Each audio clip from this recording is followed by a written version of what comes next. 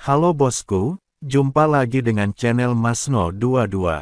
Sebelum lanjut ceritanya jangan lupa subscribe, satu lagi jangan di-skip nontonnya ya. Terima kasih. Chen Ping mengeluarkan manik pengikat angin dari cincin penyimpanan. Manik itu diambil oleh kura-kura tua yang menyerah di lautan tinta.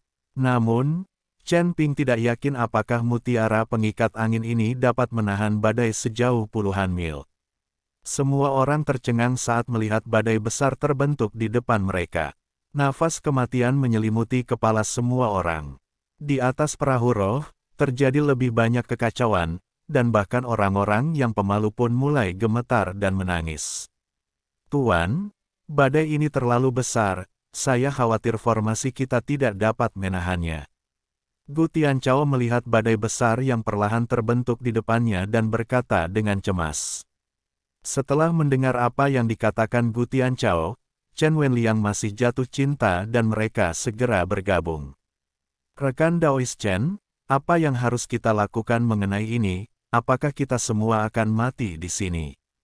Tanya Chen Wenliang. Jangan khawatir, selama kita melewati badai ini dan memasuki pusat badai, kita akan aman. Area pusat badai besar ini pasti sepi. Chen Ping memandangi badai dengan diameter puluhan mil. Dia tahu bahwa badai sebesar ini akan terjadi. Pusatnya adalah yang paling aman. Kita harus menemukan cara agar perahu roh melewati tepi badai dengan cepat, karena tepi badai memiliki kekuatan penghancur yang paling besar. Mendengarkan kata-kata Chen Ping, semua orang sangat khawatir. Tuan, saya khawatir jika kita ingin menembus pusat badai, formasi ini tidak akan mampu menahannya. Gu Tianchao mengingatkan lagi. Setiap orang juga merasa bahwa perahu spiritual yang goyah ini tidak dapat menahan kehancuran akibat badai sebesar itu. Jangan khawatir, jika formasinya rusak, aku masih memiliki harta di tanganku dan harus mampu menahan badai ini. Kata Chen Ping perlahan. Melihat Chen Ping mengatakan ini, Gu Tianchao tidak mengatakan apapun. Semua orang diam dan berdoa dalam hati. Perahu roh dengan cepat mencapai tepi badai besar. Pada saat ini, bila angin yang dihasilkan oleh badai tersebut berderak melawan formasi pertahanan perahu roh. Retakan langsung muncul di formasi pertahanan, dan seolah-olah untuk dipatahkan. Gu Tianchao melirik Chen Ping, dan kemudian memimpin orang lain dengan putus asa menggunakan kekuatan spiritual mereka untuk memperbaiki formasi yang rusak. Semua orang di Sekte Liang Yi mengertakkan gigi dan memaksa perahu roh memasuki badai. Tapi begitu mereka memasuki badai, formasi pertahanan tiba-tiba hancur. Semua orang terkejut dan dengan cepat mengerahkan potensi maksimal tubuh mereka untuk melawan badai yang mengerikan ini. Namun, setelah semua orang bersiap untuk waktu yang lama, mereka menemukan bahwa meskipun formasi pertahanan telah rusak, bila angin yang dihasilkan oleh badai tidak mengenai semua orang. Badai yang mengamuk sepertinya menghindari perahu roh. Apa yang terjadi? Wajah Chen Wenliang penuh dengan keterkejutan, dan dia tidak mengerti mengapa badai mengelilingi perahu roh. Tuan Chen, apa itu di tangan Anda?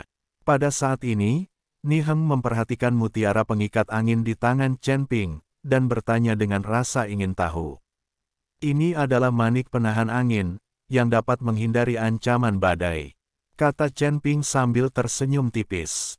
Aku melihat manik pengikat angin memancarkan cahaya lembut, dan terdengar suara siulan angin di dalam manik itu.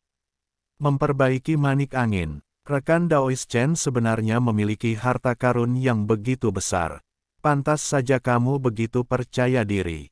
Setelah mendengar ini, Chen Wenliang buru-buru datang dan melihat baik-baik manik perbaikan angin. Yang lain juga berkumpul. Ini adalah pertama kalinya mereka melihat harta karun seperti Chen Ping.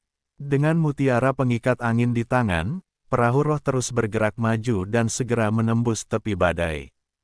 Ketika mereka mencapai pusat badai, penglihatan tentang langit dan bumi menghilang, dan yang ada hanya deru badai yang tak ada habisnya di sekeliling. Benar saja, pusat badai besar ini aman dan sangat tenang. Namun, di permukaan laut ini, terdapat mayat monster-monster yang padat. Monster-monster ini seharusnya tercekik oleh badai. Kami aman untuk saat ini. Ada begitu banyak mayat monster-monster.